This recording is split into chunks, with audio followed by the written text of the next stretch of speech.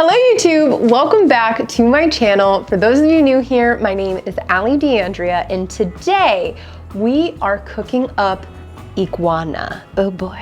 Iguanas are an invasive species. They cause an extensive amount of economical and environmental damage to the area. So the first iguana appeared on the scene in Florida in the 1960s, and it's been 60 years of an absolute population explosion because iguanas have no natural predators in Florida.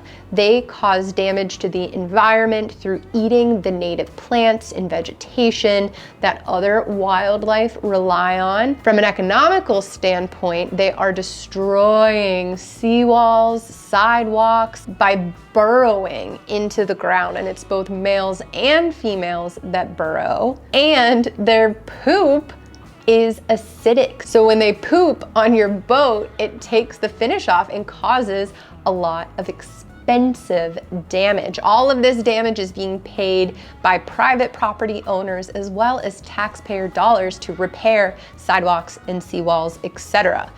It's a big problem. So we decided to go on an iguana hunt, and it was unlike any other type of hunt that I have been on. We were on a boat shooting iguanas out of the mangroves, and when I tell you they were everywhere, I mean they were everywhere. Hunting is the only form of population management for iguanas, and it doesn't even come close to actually managing their populations because it is that out of control. So there's a little background for you on iguanas, their issues as an invasive species, and how I got these iguana legs. Oh my God.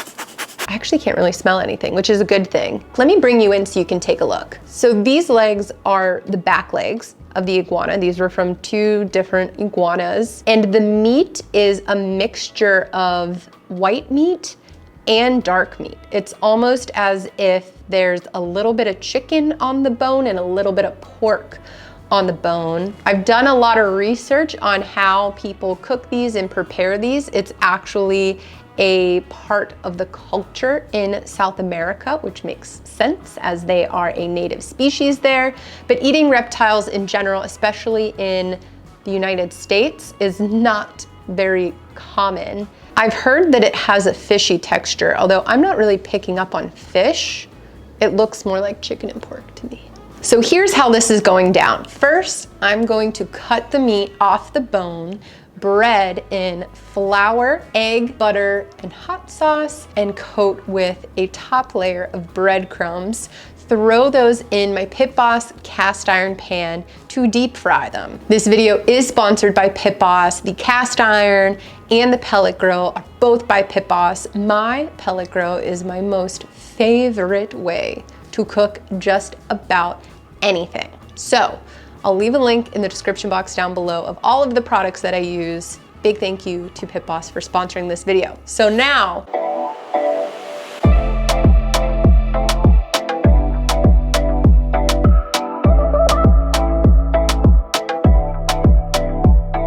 so I have the grill set at 350.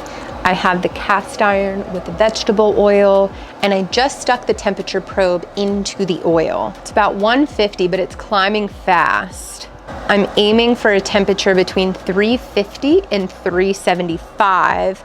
Because I'm going to have the lid of this open, I may need to crank the temperature of the grill up a little bit or open up the flame so that there's a direct flame onto the cast iron. We'll see. It's cold. Our oil is heated. We are at 375. I'm gonna drop these nuggets in. I only made a couple because I don't know how good this is gonna be. We'll see. We're trying it. Here we go. I kind of feel like I need a headlamp. Oh boy.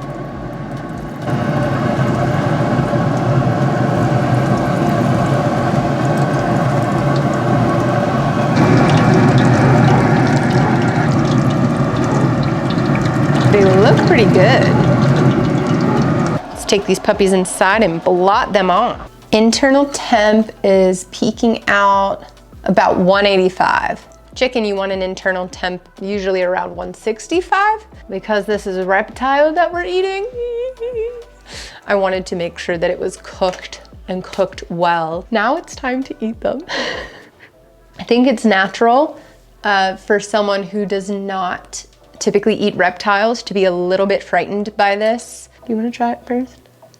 Nick's behind the camera like, Should we cut one open first to see? Ooh, ooh, the birding's good.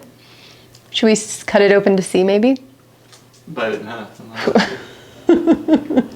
Kidding. I'm kidding, but I am nervous. Okay, here we go.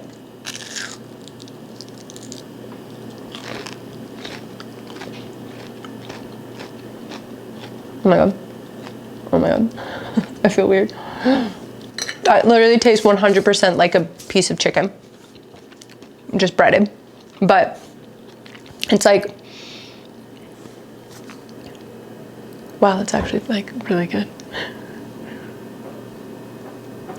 When I first started eating wild game, it was so weird to me because I always ate chicken and beef and pork growing up. Wild game was always a very weird thing. And when I started, it wasn't the taste that I didn't like, it was getting over the mental block of, ooh, I'm eating deer. Someone processed this themselves, that's gross. Even though it's not, that's just what I thought at the time. And as I ate meat more, or the wild game more and more and more, I realized how phenomenal it is.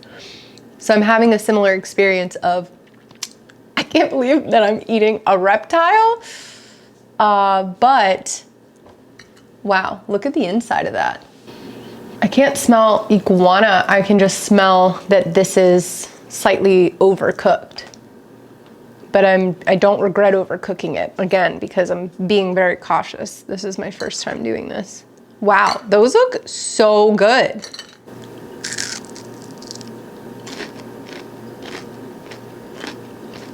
Texture's fine.